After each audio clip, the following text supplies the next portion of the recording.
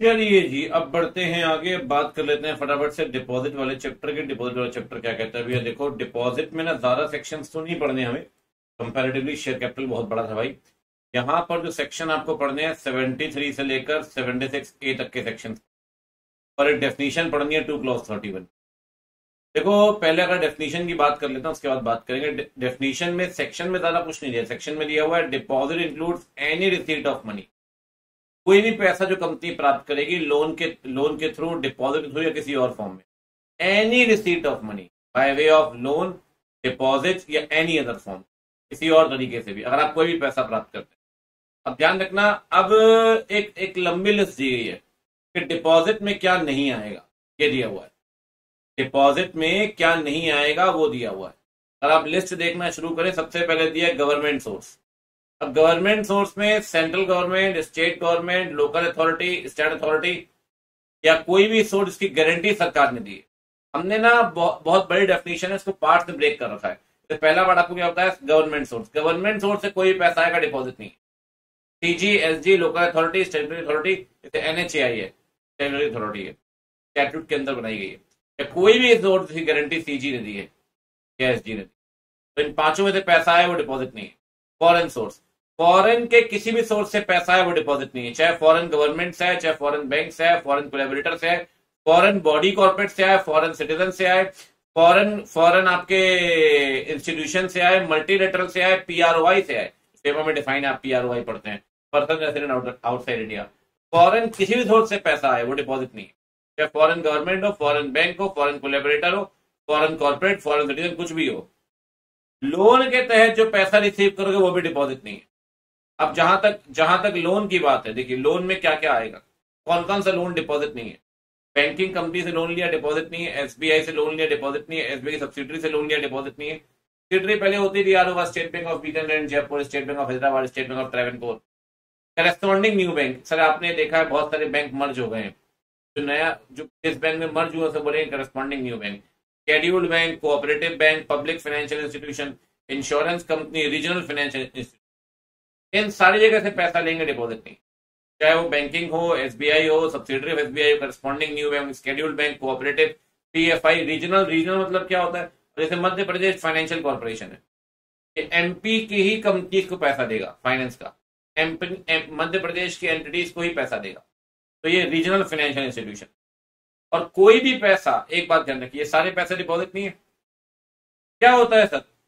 Madhya Pradesh financial corporation ने loan दिया 400 करोड़ का, एबी लिमिटेड, प्रमोटर है श्री पप्पू जी। एमपीएफसी ने बोला भैया ये 400 करोड़ का लोन दे रहे हो, ये 400 करोड़ का लोन जो आप दे रहे हैं ये डिपॉजिट तो है नहीं कंपनी के लिए, ये एमपीएफसी से लोन लिया।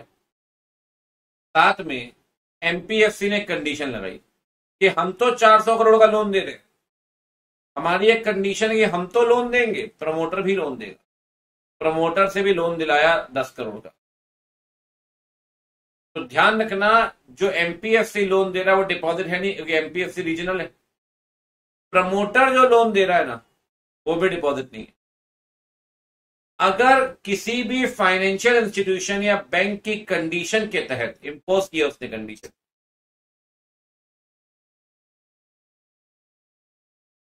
प्रमोटर लोन देगा bye way of unsecured loan. Promoter ने अनसिक्योर्ड लोन दिया, जो अनसिक्योर्ड लोन प्रमोटर दे रहा है, ध्यान रखिए, वो भी डिपॉजिट नहीं है। कह रहा है जो पैसा प्रमोटर लेके आएगा by way of unsecured loan, क्योंकि कंडीशन लगाई गई है लैंडिंग इंस्टीट्यूशन है bank, that is not considered as deposit. लेकिन कब तक?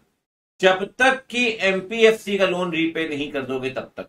एक बार अपने एमपीएफसी का पूरा लोन रीपे कर दिया तो प्रमोटर का 10 करोड़ का लोन डिपॉजिट बन जाएगा, तो तब तक डिपॉजिट नहीं है till the loan of bank और एफआई इज रीपे।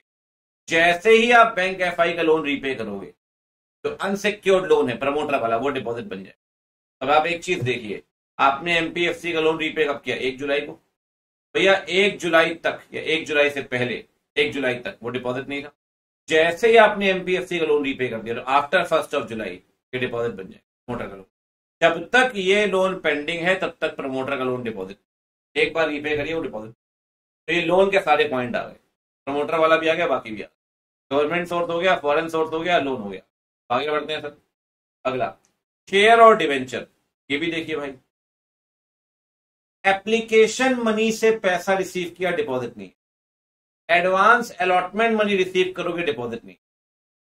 लेकिन याद करिए सेक्शन 42 में क्या पढ़ा था आपने प्राइवेट प्लेसमेंट के अंदर, जिस दिन एप्लीकेशन मनी लोगे, याद करो बच्चा वाड़ी, 60 डेज के अंदर। पेन कहाँ रख दिया भाई, दो पेन है, कभी एक यहां रख देता हूं एक वहां। ठीक, अलॉटमेंट किया 60 डेज के अंदर, अगर 60 डेज के अंदर अलॉटमेंट नहीं किया तो 15 डेज के अंदर रिफंड करिए पैसा। अगर 15 डेज के अंदर भी रिफंड नहीं किया ना, फिर 16th डे डिपॉजिट।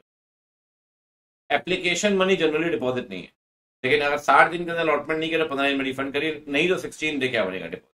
एक बात और ध्यान रखिए, जब एप्लीकेशन मनी डी हो तो रिफंड करनी पड़ेगी। अगर आपने रिफंड ना करके पैसा एडजस्ट कर दिया तो आप उसे रिफंड नहीं मानेंगे। इसका मतलब देखिए, ए लिमिटेड का एक कस्टमर है विक्की, कंपनी ने गुड्स बेचे 5 लाख के उधार में बेचे, फिर उसने विक्की कस्टमर जो था ही, उसने शेयर के लिए अप्लाई किया, एप्लीकेशन मनी बना 60,000 रुपए। मान लो अलॉटमेंट नहीं हो पाया, कंपनी 60,000 रुपए रिफंड करेगी। कंपनी ने क्या बोला, कंपनी ने कहा तुझसे 5 लाख रुपए लेने हैं हमें, जो माल बेच के बैठे हैं भाई 5 लाख का, तो 5 लाख रुपए चाहिए, 5 लाख चाहिए और 60,000 देने हैं। तो एक काम करते हैं, 5 लाख में 60,000 रुपए सेट ऑफ कर लेते हैं। 60,000 रुपए आपने विक्की को नहीं दिए, पैसा रिफंड करना था लेकिन रिफंड नहीं किया आपने। एक बात ध्यान रखिए, अगर ये रिफंड नहीं करोगे ना आप, अगर रिफंड नहीं करोगे बेटा, तो ध्यान रखना सेट ऑफ को रिफंड नहीं मानेंगे। अगर रिफंड नहीं करोगे 3 डे डिपॉजिट मान लिया जाएगा। मतलब एक बात बताओ, कब आया 1 जुलाई, कब तक अलॉटमेंट करेंगे भाई, अलॉटमेंट 60 दिन वेट करो, नहीं तो ठीक है रिफंड कर दो, डिपॉजिट मान लेंगे। ध्यान रखना, कह रहा है any adjustment will not be considered as फिर डिपॉजिट मानेंगे ही मानेंगे। ये तो हो गया शेयर। अब डिवेंचर की बात समझिए। डिवेंचर में मैं सिंपल एक कहानी कहता हूं, secured convertible conversion within 10 year, deposit नहीं, याद रखना पड़ेगा। Secured excluding intangible assets, loan जब चार्जेस वाला चैप्टर पढ़ोगे तो वहां टेंजिबल इंटेंजिबल कोई हो सकता है, पता है आपको, लेकिन डिपॉजिट में भी आगे भी आप पढ़ेंगे, जो एसेट होगी वो टेंजिबल नहीं, वो टेंजिबल होनी चाहिए, इंटेंजिबल नहीं चलेगी। Secured convertible within 10 year, deposit नहीं। Secured convertible within 10 year, deposit नहीं। अनसिक्योर्ड नॉन कन्वर्टेबल डिपॉजिट नहीं, दो चीजें deposit. Secured convertible conversion within 10 years, unsecured non convertible deposit नहीं, दो चीजें डिपॉजिट। ठीक, आगे बढ़े भाई, चलिए अब चलते हैं आगे। अगला, ये 4 पॉइंट हो गए अभी तक, शेयर डिवेंचर हो गया, लोन हो गया, गवर्नमेंट सोर्स हो गया, फॉरेन सोर्स हो गया। अब आते हैं डायरेक्टर एम्प्लॉय। सर एम्प्लॉय से कोई भी पैसा लेते हैं सिक्योरिटी के तौर पे, देखो एम्प्लॉय कई बार डैमेज तो करता ही है, तो अपना ही सोच लें, अगर आप जाएंगे जॉब करने तो इंसान कुछ न कुछ खरीदोगे, तो आपकी एनुअल सैलरी है 12 लाख रुपए, कंपनी ने आपसे बोला 10 लाख रुपए सिक्योरिटी जमा करो, कोई इंटरेस्ट नहीं मिलेगा, कंपनी के लिए वो डिपॉजिट, एनुअल सैलरी तक डिपॉजिट नहीं है। लेकिन आपकी एनुअल सैलरी 12 लाख रुपए, कंपनी आपसे 15 लाख का डिपॉजिट मांगे, पूरा का पूरा 15 लाख डिपॉजिट बन जाए। अगर वो एनुअल सैलरी तक नहीं है तो डिपॉजिट नहीं। और ये बात ध्यान रखना है, डिपॉजिट आपसे सिक्योरिटी डिपॉजिट ले रहे हैं तो कंपनी इंटरेस्ट नहीं देगी, ये डिपॉजिट नहीं है, एनुअल सैलरी तक से ऊपर डिपॉजिट। अब आते हैं डायरेक्टर पे। डायरेक्टर से अगर पैसा लिया है आपने कंपनी के, प्राइवेट कंपनी में डायरेक्टर से पैसा लो या उसके रिलेटिव से पैसा लो, प्राइवेट कंपनी, मतलब मान लो एक कंपनी है, ये डायरेक्टर है, ये पैसा दे रहा है, साथ में डायरेक्टर एक डिक्लेरेशन देगा राइटिंग में कि जो पैसा मैं आपको दे रहा हूं वो पैसा मैंने कहीं और से लोन या डिपॉजिट के तौर पे नहीं लिया, मेरा खुद का पैसा। जो पैसा मैं कंपनी को दे रहा हूं वो मैंने कहीं और से लोन या डिपॉजिट के तौर पे नहीं लिया, वो मेरा खुद का पैसा है। अगर डायरेक्टर राइटिंग में डिक्लेरेशन देने को तैयार है, राइटिंग में डिक्लेरेशन कि वो पैसा उसने कहीं और से लोन डिपॉजिट के तौर पे नहीं लिया, तो ध्यान रखना डायरेक्टर ने जो पैसा दिया है वो डिपॉजिट नहीं। पब्लिक कंपनी में सिर्फ डायरेक्टर है और प्राइवेट में डायरेक्टर पैसा दिया रिलेटिव, दोनों अलाउड है, बट दोनों केस में रिटर्न डिक्लेरेशन देना। जो पैसा आप दे रहे हैं वो आपने कहीं और से लोन डिपॉजिट पे नहीं उठाया। अच्छा मान लो गिफ्ट मिला तो वो उसमें कोई दिक्कत नहीं, लेकिन लोन नहीं लिया, डिपॉजिट नहीं लिया, मतलब दूसरे का पैसा डायरेक्टर ने इस कंपनी में नहीं, अगर दूसरे का पैसा लगाया होता तो डिपॉजिट मान लेते, नहीं लगाया डिपॉजिट। और जो भी डायरेक्टर पैसा देगा वो आपको डिस्क्लोज करना पड़ेगा in the board, you have to disclose that the board report. ठीक, आगे बढ़ते हैं। अगला, ये तो हो गया एम्प्लॉय के बाद चलते हैं बिजनेस में। देखो जी, आपने अनअकैडमी सब्सक्रिप्शन दे रहा है 9 महीने 10 महीने का, पढ़ाएगा तो बाद में, तो एडवांस ही तो ले रहा है। एडवांस अगर लिया गया है गुड्स और सर्विस के लिए, जो गुड्स और सर्विस दी जाएगी 365 दिनों में, विद इन 365 डेज, वो डिपॉजिट। अगर मान लो 18 महीने का सब्सक्रिप्शन बेच रहा है अकेडमी, वो डिपॉजिट है, वो डिपॉजिट है। कल को मेरी कंपनी प्रॉपर्टी बेचती है, बयाना मिलता है, हिंदी में कहते हैं प्रॉपर्टी का एडवांस, एडवांस जो मिलेगा वो डिपॉजिट नहीं। लेंस कार्ड अपनी फ्रेंचाइज देती है, 10 लाख रुपए सिक्योरिटी डिपॉजिट रखवाती है, तो सिक्योरिटी डिपॉजिट उनके लिए डिपॉजिट नहीं कहलाएगा। ये हम पढ़ रहे हैं बिजनेस में आया पैसा, चाहे गुड्स और सर्विस का एडवांस हो 365 दिन का, चाहे एडवांस और प्रॉपर्टी हो, चाहे सिक्योरिटी डिपॉजिट। आप गए, आपने बोला यार एक कार खरीदनी है, कार वालों ने आपको बोला 3 साल की एक्सटेंडेड वारंटी है, बस 20,000 रुपये और देने पड़े, एक्सटेंडेड वारंटी है। फ्यूचर मेंटेनेंस सर्विस के लिए एडवांस ले रहे हैं आपसे, फ्यूचर मेंटेनेंस सर्विस है फ्यूचर वारंटी के लिए, जो देंगे 5 साल तक, तो डिपॉजिट नहीं। अगर 7 साल का दे रहे होते तो डिपॉजिट बन जाए, 3 साल का दे रहे हैं, जो पैसा 20,000 उनके पास आएगा वो डिपॉजिट नहीं। एनएचएआई से, एयरपोर्ट अथॉरिटी ऑफ इंडिया से, आरबीआई से, किसी भी सेक्टोरल रेगुलेटर से पैसा आता है वो डिपॉजिट नहीं। इंडियन एक्सप्रेस, इंडिया टुडे की मैगजीन आती है, अच्छा ऑनलाइन भी आती है, फिजिकल भी आती है, पेमेंट आपने ऑनलाइन कर दी, पैसा पहले देना पड़ेगा बाद में आएगी। अब आपने पैसा दिया, इंडिया टुडे वाले को पैसा मिल रहा है एडवांस सब्सक्रिप्शन ऑफ पब्लिकेशन, या तो वो दे रहे हैं प्रिंटेड इलेक्ट्रॉनिक फॉर्म में, जो भी पैसा इंडिया टुडे के पास जा रहा है वो डिपॉजिट नहीं। ये चीजें डिपॉजिट नहीं। गुड सर्विस 365 दिन, प्रॉपर्टी सिक्योरिटी डिपॉजिट, एडवांस और फ्यूचर मेंटेनेंस सर्विस 5 साल में, सेक्टोरल रेगुलेटर और पब्लिकेशन, चाहे इलेक्ट्रॉनिक हो या फिजिकल। एक बात ध्यान रखना, अगर आपके पास कैपेसिटी नहीं है प्रोडक्ट सर्विस चलाने की, पैसा रिफंड करना पड़ेगा 15 दिन के अंदर। अगर रिफंड नहीं कर पाए तो डिपॉजिट मान ली। जैसे कि मान लो अकेडमी ने सब्सक्रिप्शन बेचा 10 महीने का, डिपॉजिट नहीं है 365 दिन, कल को अकेडमी ने सीए कैटेगरी ही बंद कर दी, आपको गुड सर्विस नहीं दे पा रहे, आपका पैसा रिफंड करिए 15 दिन के अंदर। अगर नहीं कर पाए तो 16वें दिन वो पैसा डिपॉजिट, 16वें दिन वो पैसा डिपॉजिट। इन 6 केस में ठीक है डिपॉजिट नहीं मानेंगे, बाकी स्टार लगा हुआ है, इन 3 केस में 15 दिन वाला पॉइंट लगेगा, चाहे वो गुड सर्विस हो, चाहे आपका प्रॉपर्टी हो, चाहे फ्यूचर मेंटेनेंस हो। अगर आप सर्विस नहीं दे पा रहे 15 दिन में रिफंड करिए, अदरवाइज डिपॉजिट। भैया पहला हो गया फॉरेन सोर्स, दूसरा हो गया गवर्नमेंट सोर्स, तीसरा हो गया लोन, चौथा हो गया शेयर डिवेंचर, 5वां हो गया डायरेक्टर एम्प्लॉय, 6 हो गया रिसीव्ड इन बिजनेस, 7th है मिसलेनियस।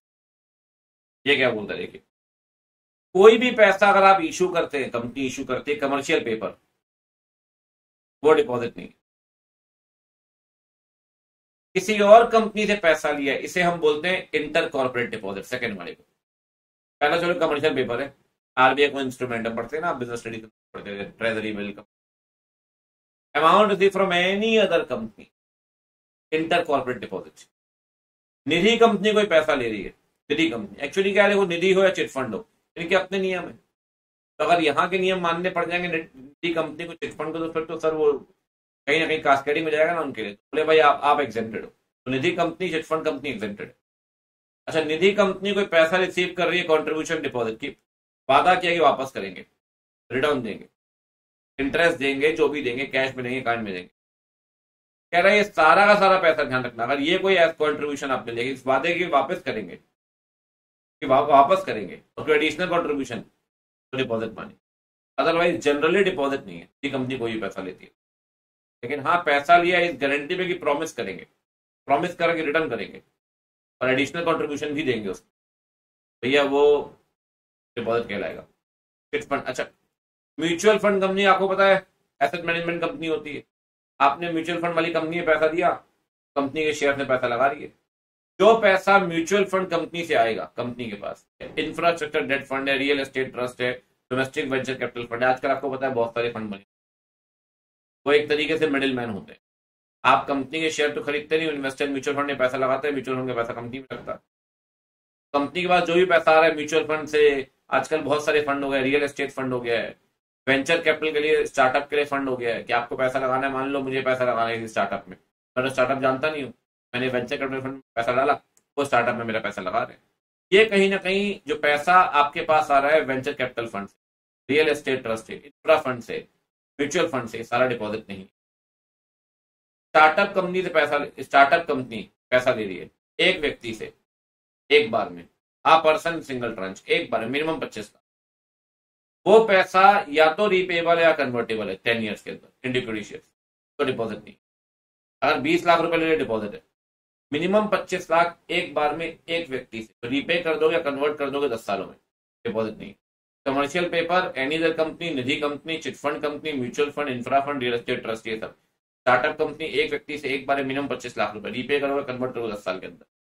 ठीक है भाई, ये सारे के सारी चीजें डिपॉजिट नहीं है। All done, all done, all done. अब देखो जी आगे बढ़ते हैं, ध्यान से देखिएगा। ठीक है, डिपॉजिट जब आप लेते हैं ना, मेंबर से लेते हैं 73 के अंदर। अगर 73 का टाइटल आप पढ़ेंगे तो लिखा हुआ है prohibition on acceptance of deposit from public. Prohibition on deposit, acceptance of deposit from public, मतलब पब्लिक से डिपॉजिट ले ही नहीं सकते। ऐसा नहीं कि नहीं ले सकते, 73 में नहीं ले पाओगे। अगर पब्लिक डिपॉजिट लेना है तो 76, डेफिनेशन आपने पढ़ ली। 73 मेंबर, 76 पब्लिक। भैया 73 के अंदर मेंबर, 76 के अंदर पब्लिक। अगर आपने ये सेक्शन नहीं माने दोनों, पेनाल्टी लगी 76 ए के अंदर, 76 ए के अंदर। पहले बात करेंगे 73 की, फिर बात करेंगे 76 की। आइए चलते हैं। सबसे पहली बात, पहले 73 पढ़ रहे हैं। कंपनी को रिजोल्यूशन पास करना पड़ेगा जीएम में, अगर डिपॉजिट चाहिए पब्लिक से, रिजोल्यूशन पास करना पड़ेगा जीएम में। मतलब रिजोल्यूशन मींस ओआर पास करेंगे। ठीक है सर, यहां लिखते जाते हैं ना भाई शॉर्ट में, टेंशन इच नहीं, टेंशन इच नहीं, ओआर पास करेंगे। दूसरी बात, मेंबर से चाहिए डिपॉजिट, सर्कुलर देंगे मेंबर को डीपीटी 1 में, फिजिकल इलेक्ट्रॉनिक मोड। भेजेंगे कैसे? भेजेंगे रजिस्टर्ड पोस्ट या आरपीएडी। आरपीएडी पता है आपको, रजिस्टर्ड पोस्ट एक्नॉलेजमेंट ड्यू। देखो आप डिपॉजिट चाहते हो मेंबर से, तो यहाँ प्रोस्पेक्टस, पोकाल, ये सब नहीं चलता। पोकाल सुना ना, प्राइवेट प्लेसमेंट ऑफर कम एप्लीकेशन लेटर, ये सब नहीं चलेगा। यहाँ सिंपल चलेगा सर्कुलर। सर्कुलर दिए मेंबर को, उस सर्कुलर में कंपनी की फाइनेंशियल पोजीशन, कितना पैसा ड्यू है, कितने डिपॉजिटर, ये सब लिख देना। ये सर्कुलर या तो इलेक्ट्रॉनिक मोड में, फिजिकल मोड में। फिजिकल में दो तरीके, स्पीड पोस्ट या आरपीएडी। पहला ओआर पास करिए, दूसरा सर्कुलर दिए मेंबर। तीसरा, देखो एक सर्टिफिकेट देना पड़ेगा ऑडिटर को कि कंपनी ने पास्ट में कभी भी डिपॉजिट को लेकर कोई भी डिफॉल्ट नहीं किया, ना रीपेमेंट को लेकर, ना इंटरेस्ट की, मतलब डिपॉजिट या इंटरेस्ट, इसको लेकर पास्ट में कभी भी कंपनी ने कोई डिफॉल्ट नहीं, कभी भी कोई डिफॉल्ट नहीं किया। और अगर डिफॉल्ट किया भी था तो डिफॉल्ट को ठीक कर दिया और 5 साल कंप्लीट कर लिया। मतलब 5 साल का बैन लगेगा यहाँ पे। पहली बात तो डिफॉल्ट किया ही नहीं, डिफॉल्ट किया भी था तो ठीक करके 5 साल कंप्लीट करिए। जब भी आप डिपॉजिट इनवाइट करेंगे आपको ऑडिटर सर्टिफिकेट देगा सर, मैंडेटरी है। और ये जो सर्टिफिकेट देगा उसे सर्कुलर के साथ अटैच करेंगे। सर्कुलर ऊपर दिया डीपीटी 1 में, अटैच करेंगे। तो भैया दूसरा हो गया सर्कुलर लाला, तीसरा हो गया सर्टिफिकेट। सर्टिफिकेट कौन देगा लाला? सर्टिफिकेट देगा ऑडिटर। ठीक। चौथी बात, सर ये सर्कुलर जो आप दे रहे हैं ना, जो भी आप पॉइंट नंबर फर्स्ट में सेकंड में सर्कुलर दे रहे हैं, ये सर्कुलर वैलिड है 6 महीने तक, या फिर day of AGM, which ever is earlier. अगर एजीएम नहीं होती है तो लास्ट डे ऑफ एजीएम, अगर एजीएम नहीं होती मतलब 6 महीने और day of AGM which ever is earlier. इसका मतलब मान लो सर्कुलर इशू किया 10 फेब को, फाइनेंशियल ईयर 23-24, अब यह फाइनेंशियल ईयर एंड हुआ 31 मार्च को। अब 6 महीने के अंदर आप एजीएम कराओगे। मान लो एजीएम करवा ली 15 जुलाई को। एक बात ध्यान रखना, 6 महीने कहां से? 6 महीने उस फाइनेंशियल ईयर के एंड से जिसमें इशू किया। अब आपने इशू किया 10 फेब को, तो 6 पहले तो फाइनेंशियल ईयर एंड होगा 31 मार्च को, उससे 6 महीने 30 सितंबर। या एजीएम कब करा ली? 15 जुलाई को, विच एवर इज अर्लियर, मतलब ये सर्कुलर वैलिड है 15 जुलाई। तो 6 महीने from the end of financial issue हुआ है और डे ऑफ एजीएम, और नहीं हुई तो फिर आपको पता लास्ट डे ऑफ एजीएम 30 सितंबर ही आता है ना, एक सर्कुलर वैलिड होगा। एक बात और ध्यान रखिएगा, एक फ्रेश सर्कुलर देना पड़ेगा in each succeeding financial year for inviting deposit during that financial year, मतलब हर साल एक सर्कुलर नया देना ही पड़ेगा। अब 23-24 के लिए ये सर्कुलर आ गया, 24-25 के लिए नया सर्कुलर, हर फाइनेंशियल ईयर में एक नया सर्कुलर, आप डिपॉजिट चाहते हैं नया तो नया सर्कुलर देना ही पड़ेगा, इरिस्पेक्टिव कब तक वैलिड, देना ही पड़ेगा। ठीक, एक बात और, डीआरआर क्रिएट करना पड़ेगा सर। वहां डीआरआर को बोलते हैं डिवेंचर रिडेम्पशन रिजर्व, यहाँ डीआरआर को बोलेंगे डिपॉजिट रीपेमेंट रिजर्व। कितने से डीआरआर क्रिएट होगा? डीआरआर क्रिएट होगा 20% of the deposit maturing in the following financial. अब एक बात बताओ, डिपॉजिट मैच्योर हो रहे हैं 31 अक्टूबर 25, 100 करोड़ के 25-26 में, 25-26 मतलब फॉलोइंग फाइनेंशियल ईयर, जितने के डिपॉजिट 25-26 में मैच्योर होंगे उसका उसके 20% के बराबर पैसा 24-25 में आपको डीआरआर में डालना पड़ेगा, 20 करोड़ रुपए 30 अप्रैल तक। मतलब जितने के डिपॉजिट अगले साल मैच्योर होंगे ना, उसके 20% के बराबर पैसा इस साल डालना पड़ेगा, इस साल। तो फॉलोइंग फाइनेंशियल ईयर में जितने डिपॉजिट मैच्योर होंगे उसके 20% पैसा 30 अप्रैल तक कहां जमा करना पड़ेगा? Separate bank account. और जो पैसा डीआरआर में रखोगे सेम डिवेंचर जैसा, तो सिर्फ डिपॉजिट के रीपेमेंट या इंटरेस्ट पे ही काम आएगा और कहीं काम नहीं है, ठीक है ना। 20% जितने अगले साल मैच्योर होगा 30 अप्रैल तक सेपरेट बैंक अकाउंट, और कहां इस्तेमाल होगा? डिपॉजिट की रीपेमेंट या इंटरेस्ट, और कहीं इस्तेमाल। आगे बढ़ते हैं सर। एक बात और देखो भाई, ऐसा है अगर आप डिपॉजिट ले रहे हो, कितना भूल गए ना, सर्टिफिकेट हो गया,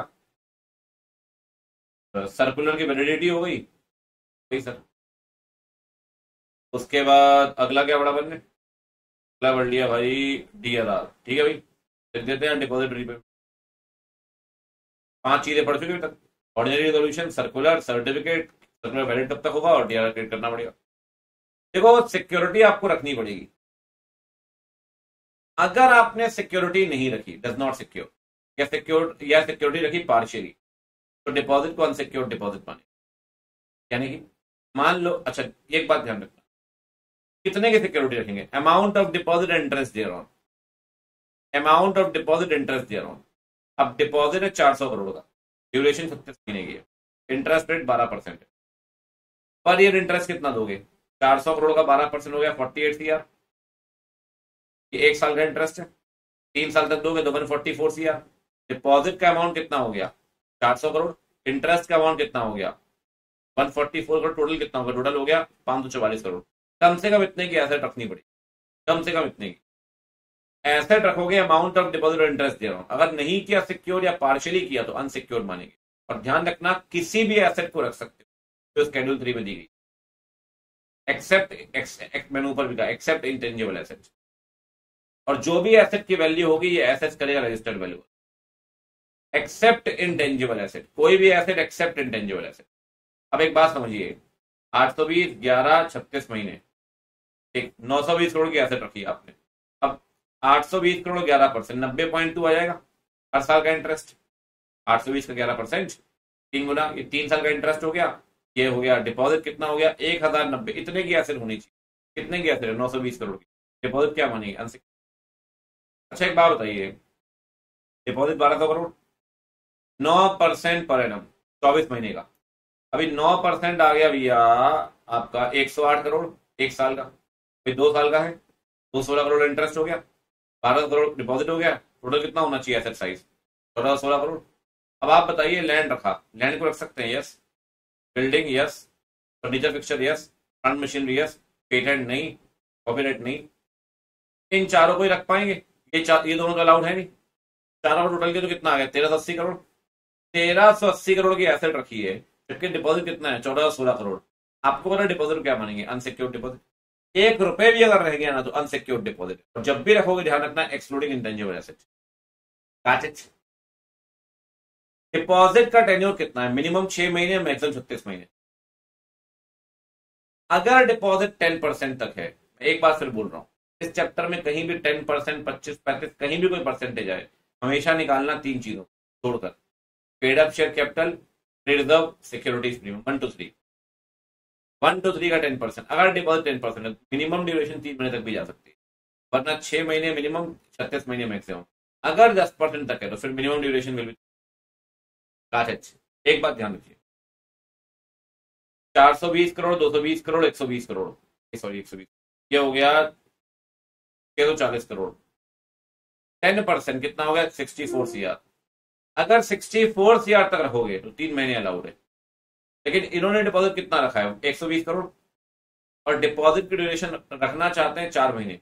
पॉसिबल है? नहीं। 4 महीने मतलब 6 महीने से कम कर सकते हो, लेकिन 3 महीने तक।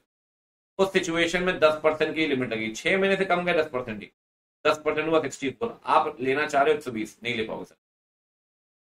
अच्छा, पेड अप शेयर कैपिटल 780, ये तीनों को जोड़ दिया कितना आ गया? 1160, 10% 116 करोड़। ड्यूरेशन रखना चाहते हो 5 महीने, 6 महीने से कम है, कोई 10% वाली लिमिट लगेगी। कितने का डिपॉजिट ले पाओगे? 116 करोड़। That's it sir. एक बात ध्यान रखिए, प्री मैच्योर टर्मिनेशन हो सकता है सर। अब जैसे मान लो डिपॉजिट एक्सेप्ट किया 36 महीने के लिए, इंटरेस्ट रेट है 9%, कितने का डिपॉजिट है? 20 लाख का। किसने लिया? नमन नासपीटा ने डिपॉजिट पैसा दिया है, मतलब नमन नासपीटा इज द डिपॉजिटर। ये आया 4 महीने के बाद, भैया मुझे प्री मैच्योर डिपॉजिट दे दो, मेरी शादी लग गई, मुझे शादी के लिए पैसा चाहिए। नहीं मिलेगा। अच्छा, 8 महीने बाद आया कि मुझे पैसा दे दो, मिल जाएगा। 6 महीने के बाद प्री मैच्योर टर्मिनेशन हो सकता है। जब 4 महीने बाद आया तो नहीं होगा सर। 8 महीने बाद आया हो रहा है, 6 महीने बाद हो जाएगा। और ध्यान रखना, इंटरेस्ट रेट लगेगा -1%। 1%। अब एक बात समझिए, नमन बोलेगा मेरा पैसा वापस दो, मिलेगा sir. Pre mature termination allowed है सर। इंटरेस्ट रेट कितना भैया? 9%, -1 हो जाएगा तो 8% हो गया। कितना पैसा मिलेगा उसे? ध्यान रखिए, कितना पैसा मिलेगा? 20 लाख का 8%, 1,60,000, टोटल हो गया 20 लाख प्लस 21, 60। एक बात ध्यान रखिएगा हमेशा, मैं आपको बता रहा हूं, कभी भी टेन्योर अगर 6 महीने से कम या 6 महीने तक हुआ, कोई इंटरेस्ट नहीं मिलने वाला। कभी भी अगर टेन्योर 6 महीने से ऊपर गया तो पूरा 1 साल काउंट करेगा। अब जैसे देखो, इसको 8 महीने हुए, interest multiply by 8 divide by 12 नहीं करेंगे, इंटरेस्ट मिलेगा पूरे साल का। एग्जाम्पल लेता हूं, 4 महीने में प्री मैच्योर टर्मिनेशन अलाउड नहीं है, 8 महीने में अलाउड है, पूरा ब्याज मिलेगा पूरे 1 साल का। 1 महीने 4, 1 साल 4 महीने, 4 महीने है ना, 6 महीने तो नहीं हुए, 1 साल का इंटरेस्ट मिलेगा। और 1 साल 7 महीने, 2 साल का इंटरेस्ट मिलेगा। अगर 6 महीने से ऊपर गया तो पूरे साल का ब्याज मिलेगा। 6 महीने तक कोई ब्याज नहीं मिलेगा, और 6 महीने तक तो प्री मैच्योरिटी होगी भी नहीं। हम इसलिए पढ़ रहे हैं कि अगले साल का देखो ना, 1 साल 4 महीने, 1 साल का इंटरेस्ट, 1 साल 7 महीने, 2 साल का इंटरेस्ट। ठीक, एक बार इसको पढ़ लेते हैं। प्री मैच्योर्ड रीपेमेंट हो सकता है 6 महीने के बाद, before actual date of maturity. ठीक बात है कि इसमें इंटरेस्ट रेट जो होगा वो -1% हो जाएगा, 1% less than the rate which would be payable. ठीक, अगर डिपॉजिट चल रहा है और any part of year which is less than 6 month, इसे छोड़ देंगे। अगर 6 महीने उससे ऊपर है तो फिर पूरा 1 साल मान लेना। ठीक है, ऊपर ने मान लिया। एक चीज देखिए, ये बड़ा अतरंगी किस्म का पॉइंट है, अतरंगी। कई बार ऐसा हो सकता है, चलो मैं एग्जाम्पल समझाता हूँ, एग्जाम्पल बनाने ही वाला था बट याद आया कि एग्जाम्पल बना। भाई डिपॉजिट एक्सेप्ट किया D1 36 महीने के लिए, 2 करोड़ का डिपॉजिट है, आयुष से लिया आपने, इंटरेस्ट रेट क्या दे रहे हो? 9%। एक दिन कंपनी बोलती है हम नया डिपॉजिट लेके आ रहे हैं 13% के रेट से, D2। ये आदमी निकला चला, आयुष ने क्या बोला? 36 महीने का था, इसने बोला कि 24 महीने के बाद मेरा प्री मैच्योर टर्मिनेशन। अरे कर भी दोगे तो 9% का इंटरेस्ट रेट है, अब -1% कर भी दोगे 8% मिल जाएगा। लेकिन ये तो सोचो कि अगर वो इस D1 से पैसा निकाल के D2 में लगाता है, D2 में इंटरेस्ट रेट कितना? 13%। तो डिपॉजिटर के मजे हो गए। डिपॉजिटर आया, कह रहा प्री मैच्योरिटी करा दो, मैं तो पैसा इसमें लगाऊंगा। कहता है सर आप करिए, कोई दिक्कत नहीं। ध्यान रखना, हमेशा जब D2 में आप पैसा लगाओगे, री इन्वेस्ट करोगे, तो टेन्योर हमेशा 12 महीने से ऊपर होना चाहिए उस केस में। जो D1 का अनएक्सपायर्ड टेन्योर है ना बचा हुआ टेन्योर है, D2 का टेन्योर जो पैसा आप D2 में लगा रहे हैं उतना तो गुजारना ही पड़ेगा। It should be longer than the unexpired tenure. मतलब D1 का 12 महीने बचा है, D2 में कम से कम आपको 12 महीने लगाना ही पड़ेगा, उसके ऊपर लगाना ही पड़ेगा पैसा। फिर 12 महीने से पहले नहीं निकल पाओगे D2 से। टोटल मिलाकर मतलब जो पहले का टेन्योर था वो दोनों मिलाकर सॉल्व तो करना पड़ेगा। ठीक, थोड़ा टेक्निकल पॉइंट है। Depositor higher rate of interest चाहता है, रिन्यू करना चाहता है before actual maturity. Company higher ROI 13% पे इंटरेस्ट देगी, कोई दिक्कत नहीं है, लेकिन डिपॉजिट रिन्यू करेंगे for a period longer than the unexpired period. समझ रहे हो, अनएक्सपायर्ड पीरियड तक 12 महीने, तो पैसा आप लगा रहे हो 12 महीने से ऊपर होना चाहिए, डाला वो पैसा 12 महीने से ऊपर होना चाहिए। ठीक है, सब हो गया। एक बात ध्यान रखिए, हर साल डिपॉजिट को लेकर 30 जून तक रिटर्न फाइल करेंगे आप ROC के, हर साल। और जिसको ऑडिटर सर्टिफाई करेगा आपका 30 जून तक DPT 3 में फाइल करना पड़ेगा, DPT 3 में फाइल करना पड़ेगा रिटर्न ऑफ डिपॉजिट। ठीक, आप डिवेंचर ट्रस्टी पढ़ के आए, वैसा ही पॉइंट डिपॉजिट ट्रस्टी का, लगभग सेम है कहानी, लगभग सेम है। डिपॉजिट ट्रस्टी अपॉइंट करना पड़ेगा सर, जब तक अपॉइंट नहीं करोगे सर्कुलर इशू नहीं कर पाओगे। जिसको डिपॉजिट ट्रस्टी अपॉइंट करो उसकी कंसेंट होनी जरूरी है, कंसेंट होनी जरूरी है। सर कौन से लोग डिपॉजिट ट्रस्टी नहीं बन सकते? बिल्कुल डिवेंचर ट्रस्टी वाली कहानी, बिल्कुल debenture. KMP officer, director, employ, इनका रिलेटिव, लोन लिया है, कैश याद है ना, company, associate, subsidiary holding, guarantee दी है।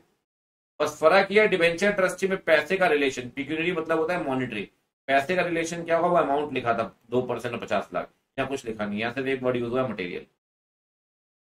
KMP ऑफिसर, डायरेक्टर, एम्प्लॉय, उनका रिलेटिव, लोन लिया तो गारंटी दी है तो पैसे का रिलेशन, ये सारे लोग डिपॉजिट ट्रस्टी नहीं। और डिपॉजिट ट्रस्टी को आप हटा सकते हैं सर बोर्ड मीटिंग में, डिवेंचर ट्रस्टी हटता है डिवेंचर होल्डर की मीटिंग, 3/4 वैल्यू वाले डिवेंचर्स को हटाते हैं। यहाँ हटाएंगे सारे डायरेक्टर जो प्रेजेंट, और अगर कंपनी में इंडिपेंडेंट डायरेक्टर है तो इंडिपेंडेंट को आना जरूरी है, कैन बी प्रेजेंट लिमिटेड, अगर उसका अपॉइंटमेंट मैंडेटरी है, अगर उसका अपॉइंटमेंट मैंडेटरी है। ठीक, तो रिमूवल हो गया। अच्छा, एक चीज मैं आपको बता रहा हूँ, रोल ऑफ डिपॉजिट ट्रस्टी पूरा सेम है डिवेंचर ट्रस्टी के जैसे, जो डिवेंचर ट्रस्टी में आपने पढ़ा है वो पूरा सेम आ जाएगा। ठीक है, सेम बिल्कुल कहानी, बिल्कुल सेम। ठीक, ये देखिए यही तो है। कहाँ गए भाई, गए भाई के ब्रो, फाइल हो गया ये, एक मिनट जस्ट गिव मी। देखिए ये जो आपने डिवेंचर ट्रस्टी के बारे में पढ़ा था ना कि ट्रस्ट डीड चेक करेगा पीरियोडिकल स्टेटस, सेम कहानी है, डिपॉजिट ट्रस्टी भी वही काम करेगा। ट्रस्ट डीड ठीक है, पैसा कंपनी बराबर दे रही डिपॉजिटर का, पैसा नहीं देगा तो एक्शन लेगा, एसेट्स काफी है क्या, कंपनी के टर्म्स एंड कंडीशन मान रही है कंपनी, ब्रीच कर रही तो एक्शन लेगा, इंटीमेट करेगा डिपॉजिटर्स को क्या एक्शन लिया उसने, क्या ब्रीच किया कंपनी ने, बिल्कुल सेम कहानी। जो आपने वहां पढ़ा है वो लगभग पूरा का पूरा यहाँ पे सेम। ठीक, अच्छा एक बात और, सर डिपॉजिटर की मीटिंग कौन बुलाएगा? Deposit trustee. Deposit trustee meeting बुलाएगा डिपॉजिटर के बोलने पर। अगर ये मैं मेन बुक दूंगा तो मैं ये लिख दूंगा उसमें पॉइंट, पहला पॉइंट आपके बुक लिखा हुआ, मैंने आपसे कहा भी है मैं अपडेट करता हुआ चलूँ, ठीक है ना। तो रिक्विजिशन जब देंगे कम से कम 110 डिपॉजिटर इन वैल्यू कि भैया मीटिंग बुलाओ, हमारी मीटिंग बुलानी पड़ेगी, 110 नंबर नहीं 110 इन वैल्यू, या फिर कोई भी ऐसा इवेंट जहां आपको लगता है कि डिपॉजिटर का इंटरेस्ट अफेक्ट हो रहा है, मीटिंग बुलाइए। 110 डिपॉजिटर बोलेंगे तब, या इंटरेस्ट अफेक्ट होगा तब, दो केस में मीटिंग बुलाएगा, कौन बुलाएगा? Deposit trustee. ठीक, एक बात और, जितना भी डिपॉजिट आपने दिया होगा ना वो सारे डिपॉजिट आपको फाइनेंशियल स्टेटमेंट में डिस्क्लोज करना पड़ेगा, नोट टू अकाउंट, जितना भी डिपॉजिट आपने एक्सेप्ट किया। सर ज्वाइंट डिपॉजिटर हो सकते हैं क्या? हाँ, मैक्सिमम 3, मैक्सिमम 3। कैसे होंगे? जैसे मान लो ईदर और सर्वाइवर, किसी एक को पैसा दे देंगे या जो बच गया उसको पैसा दे देंगे, इधर ये क्लॉज हो सकते हैं, clause, there can be clause, either और सर्वाइवर, जो बच गया उसको देंगे, किसी एक को दे देंगे, एनीवन, वो सेम ही है। ज्वाइंटली मतलब सबको मिलेगा। फर्स्ट नेम मतलब जिसका नाम पहले लिखा है, ABC, ए का नाम पहले लिखा है, ए को पैसा मिलेगा, मैच्योरिटी पे, इधर और सर्वाइवर ये दोनों लगभग सेम, ज्वाइंट सबको फर्स्ट नेम, सर्वाइवर मतलब अगर डेथ हो गई तब। तो एक बात ध्यान रखिए, कंपनी डिपॉजिटर से तभी पैसे लेगी जब डिपॉजिटर डिक्लेरेशन देगा राइटिंग में, वही डायरेक्टर वाला पॉइंट, उसने वो पैसा कहीं और से लोन या डिपॉजिट के तौर पे नहीं उठाया, पैसा तो खुद का पैसा है। अगर वो एप्लीकेशन देने को तैयार है, वो ये बोल रहा है भाई वो पैसा उसने कहीं और से नहीं उठाया लोन डिपॉजिट के तौर पे, तो आप उससे पैसा लीजिए, अन्यथा आप उससे पैसा नहीं ले। ठीक, कंपनी एक रजिस्टर मेंटेन करेगी डिपॉजिट का रजिस्टर्ड ऑफिस में, उसमें वही बेसिक बातें, डिपॉजिटर का नाम, है डिटेल, कितने डिपॉजिट है, अमाउंट कितना ड्यू है, क्या इंटरेस्ट रेट है, आपका आपका ड्यूरेशन कितनी है, ठीक है, साथ में आपका नॉमिनी कौन होगा, नॉमिनी माइनर है अगर तो गार्जियन का नाम क्या होगा, ये सब आप बता दो रजिस्टर में। एक बात और, ये सब लिखा हुआ देखो, name of depositor, detail of depositor, nominee का नाम, name of guardian, amount of deposit, due date, interest rate, duration, ये सब। एक बात और, कंपनी डिपॉजिट रिसीट इशू करेगी डिपॉजिटर को, एक बार आपने जमा कर दिया, डिपॉजिट हो गया, कंपनी बोलेगी अपनी रिसीट ली, ये 21 दिन के अंदर कंपनी लेगी। इस रिसीट के अंदर डिपॉजिटर का नाम, एड्रेस, सब कुछ हो, और साइन कौन करेगा, ध्यान रखना, साइन करेगा कोर्ट, पर्सन ऑथराइज्ड। हर व्यक्ति जो हर कंपनी जो डिपॉजिट ले रही है 21 दिन के अंदर डिपॉजिट रिसीट इशू करेगी, ठीक है, साइन करेगा पर्सन ऑथराइज्ड बाय बोर्ड। एक बात और देखो, आप अपना नॉमिनी अपॉइंट कर सकते हो, तो आपके डेथ के केस में आपके डिपॉजिट को होल्ड, मैंने आपसे कहा नॉमिनी अपॉइंट करिए, कोई दिक्कत नहीं, नाम आ जाएगा रजिस्टर में। एक बात और, कोई भी ऑल्टरेशन आप ट्रस्ट डीड में नहीं कर सकती, कंपनी कंडीशन और डिपॉजिट नहीं कर पाएगी जो डिपॉजिटर के लिए डिसएडवांटेजेस हो, जिसमें आपको ऐसा लगता है डिपॉजिटर का नुकसान है, वो चेंज नहीं कर। ठीक, साथ में ये तो जितनी कंडीशन आपने पढ़ी है सारी की सारी है 73 सबसेक्शन 2, जितना भी आप पढ़ रहे हैं 73 सबसेक्शन 2, बस ओआर वाला जो पॉइंट है ना वो है 73 सबसेक्शन 2। और एक बात है, जितनी कंडीशन आप पढ़ रहे हैं, banking company, NBFC, housing finance में, ये सारी कंडीशन उनके अपने खुद के नियम, बैंकिंग हो, एनबीएफसी हो, हाउसिंग फाइनेंस हो, उस पर ये कंडीशंस नहीं लगती, वो एग्जेम्प्टेड है। तो 73 सबसेक्शन 1 कहता है ओआर पास करो, बाकी जितनी कंडीशंस आपने पढ़ी है, चाहे सर्कुलर की हो, सर्टिफिकेट हो, प्री मैच्योरिटी हो, सब कुछ 73 सबसेक्शन 2 के अंदर। 73 सबसेक्शन 3 पता है क्या बोलता है, अगर कंपनी पैसा रीपे नहीं कर पाई, इंटरेस्ट के साथ रीपे करेगा, इंटरेस्ट का रेट होगा 18% पर एनम, 18% पर एनम। और सबसेक्शन 4 कहता है अगर कंपनी डिपॉजिटर का पैसा नहीं दे पाई तो डिपॉजिटर जाएगा एनसीएलटी के पास, ये पैसा दिलवा पैसा मेरा। 70 सबसेक्शन 4 में सिर्फ एनसीएलटी के पास जाना है, सबसेक्शन 3 के अंदर इंटरेस्ट देगी, सबसेक्शन 2 में सारी कंडीशन, और सबसेक्शन 1 में कहानी दी हुई। फिर ये बात कर लेते हैं पब्लिक डिपॉजिट की, फिर आते हैं कैपिटल वाले पार्ट, इस पे लिमिट वाले पार्ट पे। पहले बात करते हैं पब्लिक डिपॉजिट की। पब्लिक डिपॉजिट, अगर डिपॉजिट की बात करें तो मेंबर से डिपॉजिट ना कोई भी कंपनी ले सकती है, लेकिन पब्लिक से डिपॉजिट सिर्फ एलिजिबल कंपनी लेगी। सर एलिजिबल कंपनी का मतलब क्या? Eligible company means public company net worth 100 crore या turnover 500 crore. Net worth 100, turnover 500, public company, ये दोनों में से कोई भी कंडीशन पूरी करिए आप मानी जाएंगे eligible company. Eligible company public deposit ले पाएगी। पब्लिक डिपॉजिट लेते हैं 76 के अंदर, मेंबर डिपॉजिट लेते हैं 73 के अंदर, पहले भी कहा था आपसे। सर एक बात ध्यान रखिए, जहां तक बात है 76 की, 76 क्या बोलता है देखिए, only eligible company can accept deposit from public, ये लिखा हुआ है, ठीक। अब आती है सर लिमिट, मैक्सिमम लिमिट की बात। अब मैक्सिमम लिमिट के लिए हम थोड़ा सा ऊपर आते हैं, सारे मैक्सिमम लिमिट एक साथ पढ़ते हैं। एलिजिबल कंपनी अगर मेंबर से लेती है तो है 10%, पब्लिक से लेती है तो है 25%। ये 10%, 25% किसका निकालेंगे? ये निकालेंगे paid up capital free reserve securities premium. Paid up capital free reserve securities premium मतलब सब मिलाकर 25 और मेंबर से लेंगे तो 10, ठीक, 10, 25। अब देखो चलो ये तो एलिजिबल कंपनी की बात है, 1, 2, 3 paid up capital security premium free reserve. Sir बात करिए इनएलिजिबल कंपनी की। सर इनएलिजिबल कंपनी का मतलब क्या है भाई? इनएलिजिबल में 2 कंपनीज आती हैं, एक तो प्राइवेट कंपनी और एक आईएफएससी पब्लिक कंपनी। आईएफएससी मतलब पहले ही बात कर चुके हैं, international financial service centre, gift city, जहां पे वो लोकेटेड है। इन दोनों के लिए 100% लिमिट है। 100% का मतलब ये नहीं कि लिमिट ही नहीं है, 100% मीन 100%। मतलब मान लो ये सब मिलाकर 105 करोड़ हो गया तो 105 करोड़ से ऊपर का डिपॉजिट नहीं ले पाएंगे। इसके अलावा बची कुछ कंपनी, अब देखो एलिजिबल तो यहां आ गई, प्राइवेट सारी यहां आ गई, आईएफएससी यहां आ गई, तो सर बची कुछ कंपनी कौन सी हुई? बची कुछ कंपनी हुई पब्लिक कंपनी, प्राइवेट तो यहां आएगी। पब्लिक कंपनी जो ना तो एलिजिबल है और ना आईएफएससी में है, as simple as that. Public company जो ना तो एलिजिबल है ना आईएफएससी में, वो यहां पे फॉल करेगी। इसका 35, यहां पे 35%, सब में एबीसी। एबीसी मतलब paid up capital, security premium, free reserve. हमेशा ध्यान रखना, अगर क्वेश्चन में कुछ भी ना दिया हो, सिर्फ पब्लिक कंपनी दिया हो, एबीसी लिमिटेड, तो लगाना लिमिट 35% की। अगर आईएफएससी लिखा तो 100%। अगर एलिजिबल की लिमिट वगैरह दी हो, लिमिट निकालनी पड़ी नेटवर्क देख के, तो फिर 10%, 25%। ठीक। गवर्नमेंट कंपनी में 35%। ठीक। एक बात और ध्यान रखिएगा, ये जो आप निकाल रहे हैं लिमिट, प्राइवेट कंपनी में ना 2 प्राइवेट कंपनी एग्जेम्प्टेड है, ये अनलिमिटेड डिपॉजिट ले सकती है। इनके ऊपर ना 100% की लिमिट भी नहीं लगेगी। They can accept unlimited deposit, unlimited deposit accept कर सकते हैं ये।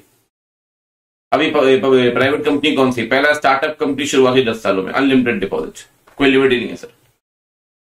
दूसरा, कोई भी प्राइवेट कंपनी जो तीनों कंडीशन पूरी करेगी। तीनों कंडीशन बोले तो A + B + C, अगर तीनों कंडीशन पूरी करते हैं A + B + C, तो उसे बोलेंगे एग्जेम्प्टेड प्राइवेट कंपनीज। अब ए कंडीशन कौन सी? ना तो वो सब्सिडरी है ना एसोसिएट, उसकी borrowing twice the amount of paid up share capital या 50 करोड़ रुपए, विच एवर इज लोअर, से कम है। अब ये आपको थोड़ा समझना पड़ेगा सर। देखो बोरोइंग के लिए ना एक लिमिट दी गई है, कह रहा है इस लिमिट से कम है ना बोरोइंग, तो एग्जेम्पशन मिल जाएगा। पहली बात, ना वो सब्सिडरी ना वो एसोसिएट है, उसकी बोरोइंग लिमिट से कम है, और उसने बोरोइंग को लेकर कोई भी एग्जिस्टिंग डिफॉल्ट नहीं, कभी किया था 2 साल पहले, ठीक कर दे तो कोई दिक्कत नहीं है। एग्जिस्टिंग डिफॉल्ट नहीं होना चाहिए, ना वो सब्सिडरी है ना एसोसिएट है, ना बोरिंग लिमिट से कम, और बोरिंग को कोई भी डिफॉल्ट नहीं किया। सर लिमिट कितनी है? अब लिमिट मान लो ए प्राइवेट लिमिटेड है, paid up capital 280 CR, loan चल रहा है 60 करोड़ का। पहले लिमिट निकाल ले, लिमिट निकाल लेते हैं। Twice the amount of paid up share capital. अब twice the amount of paid up share capital करो, 280 CR का ट्वाइस करो, 560 CR आएगा, और 50 CR, which ever is lower. अब लोअर कितना आ रहा है? 50 CR। ये हो गई लिमिट, 50 CR की लिमिट है। लेकिन आपका लोन कितने का पेंडिंग है? 60 CR का। तो आपका जो लोन पेंडिंग है वो लिमिट से ऊपर है ना भाई, एग्जेम्पशन नहीं मिलेगा, एग्जेम्पशन नहीं मिलेगा। अनलिमिटेड डिपॉजिट नहीं ले सकती। अगर एग्जेम्पशन नहीं मिलेगा तो बीइंग अ प्राइवेट कंपनी कितना डिपॉजिट ले पाएगी? 100%। एग्जेम्पशन तभी मिलता है बेटा, एग्जेम्पशन तभी मिलता है, ध्यान रखना, जब आप तीनों कंडीशन पूरी करते हैं, A + B + C, तब एग्जेम्पशन मिलेगा। ठीक। इनके डिपॉजिट पे कोई भी लिमिट नहीं है, 10, 25, 100, 35, 35। ठीक, आगे बढ़े। अब देखो पब्लिक डिपॉजिट में 25% है पब्लिक से, साथ में कंपनी अगर पब्लिक डिपॉजिट लेती है तो 73 सबसेक्शन 2 भी मानना पड़ेगा, सीजी वाले रूल्स भी मानने पड़ेंगे। अब सर 73 तो सबसेक्शन 2 में तो अपन किस कंडीशन बाय कंडीशन पढ़कर है वो सब माननी पड़ेगी, मानना तो पड़ेगा। तो क्या दोबारा यहां लिखनी पड़ेंगी? अरे जब एक्ट में इतना लिखा हुआ है। एक बात याद करिए, वहां पास कर रहे थे ऑर्डिनरी रिजोल्यूशन, अगर आपको याद हो, OR, लेकिन पब्लिक डिपॉजिट पास करेंगे SR। ठीक, वहां सर्कुलर दे रहे थे मेंबर को DPT 1 में, यहां जो पब्लिक डिपॉजिट है इसलिए जाएगा एडवर्टीजमेंट के फॉर्म में। हालांकि इंस्टीट्यूट ने स्टडी में पूरी खिचड़ी पकाई है। आपको सोचिए, मेंबर डिपॉजिट के लिए एडवर्टीजमेंट वाला पॉइंट थोड़ी बनता है, एडवर्टीजमेंट बनता है भी पब्लिक डिपॉजिट के लिए। वहां तो मेंबर को सर्कुलर दोगे, प्राइवेटली मेंबर को दे रहे हो ना, पब्लिक को दे रहे हो तो न्यूज़पेपर में दे दो आप, इंग्लिश और वर्नाकुलर वेबसाइट के अंदर ही पोस्ट करिए, आप उसके बाद फाइल करिए 30 दिन में। और अगर आप पब्लिक डिपॉजिट ले रहे हैं तो आपको क्रेडिट रेटिंग लेनी पड़ेगी from the recognized credit rating agency, हर किसी से नहीं ले सकते। सर रेटिंग किसको लेकर? भाई आपने अपनी डेट्स पे की है क्या, डिपॉजिट को रीपे किया क्या, ये आप रिकॉग्नाइज्ड क्रेडिट रेटिंग एजेंसी, इकरा है, क्रिसिल है, ये सब जो भी रेटिंग आपको मिलेगी उसे आप इंटीमेट करिए पब्लिक को। कब? जब डिपॉजिट ला रहे थे तब भी और हर साल। अब मान लो भाई आपका डिपॉजिट आया 36 महीने के लिए, तो स्टार्टिंग में भी लेनी है रेटिंग और हर साल लेनी है रेटिंग, और जो भी रेटिंग आपको मिलेगी वो इंटीमेट करनी पड़ेगी आपको, पब्लिक को इंटीमेट करेंगे। ठीक है भाई, ये है 76, उससे ऊपर अपन ने पढ़ा 73। ठीक, चलो भाई अब देख लेते हैं फटाफट से। पहले 76A को 76A क्या बोलता है भाई, पेनल्टी कितनी लगेगी देख लो भैया, और कब लगेगी। अगर आप नहीं मानते 73 या 76 को, या आप डिपॉजिट को रीपे नहीं करते, दोनों ही केस में पेनल्टी लगेगी। कंपनी के लिए twice the amount of deposit या 1 crore which ever is lower. अब मान लो डिपॉजिट है यार फॉर एग्जाम्पल आपका 1.5 करोड़ का, तो 1.5 करोड़ का 2 गुना हो गया 3 करोड़। 3 करोड़ और 1 crore which ever is lower, मतलब 1 करोड़ में मिनिमम फाइन लगेगा which ever is lower. Maximum लगेगा 10 करोड़ रुपए। ऑफिसर के लिए इम्प्रिजनमेंट है 7 साल तक की एंड साथ में फाइन है 25 लाख मिनिमम और मैक्सिमम जाएगा भैया 2 करोड़ रुपए। तो इम्प्रिजनमेंट एंड फाइन, ठीक। और यहाँ पे ये तो है ही, ठीक। ये है 76A। देखो 74 75 किसी काम के नहीं है, प्रैक्टिकली खत्म हो चुके हैं, बट फिर भी दिया है तो मैं एक बार पढ़ा रहा हूं। 74 70 में पता है किस चीज के, कहते हैं भाई मान लो नया कंपनी एक्ट आया, मानना क्या है आया, उससे पहले आपने डिपॉजिट लिए थे, इसे हम बोलेंगे अर्लियर डिपॉजिट्स, पुरानी कंपनी के अंदर लिए थे। 74 कहता है पुराने सारे डिपॉजिट्स 3 साल के अंदर रीपे करिए, 3 साल के अंदर रीपे करिए पुराने सारे डिपॉजिट्स, और जितने भी पुराने डिपॉजिट्स हैं वो 3 महीने के अंदर आरओसी को बताइए डीपीटी 4 में। तो 3 महीने के अंदर आरओसी को बताओ, 3 साल में रीपे करो। अगर आप ये नहीं करते तो 74 की अपनी पेनाल्टी है, 75 की अपनी पेनाल्टी है। अब पेनाल्टी आप पढ़िए तो सिमिलर पेनाल्टी जो 76A में दी गई, बस फर्क ये यहाँ एंड है वहां और है। वही इम्प्रिजनमेंट 7 साल की और फाइन 25 लाख 2 करोड़, मतलब ये पूरा ना प्रैक्टिकली खत्म है भाई साहब, कोई दम नहीं है। यहां मैं फिर भी बताऊं आपको कि 74 75 76 फिर भी रिलेवेंट है, ठीक है ना। तो इतना ही है भाई, कुछ बचा नहीं है, सब कुछ कंप्लीट कर लिया अपने डिपॉजिट के अंदर, ऑल डन।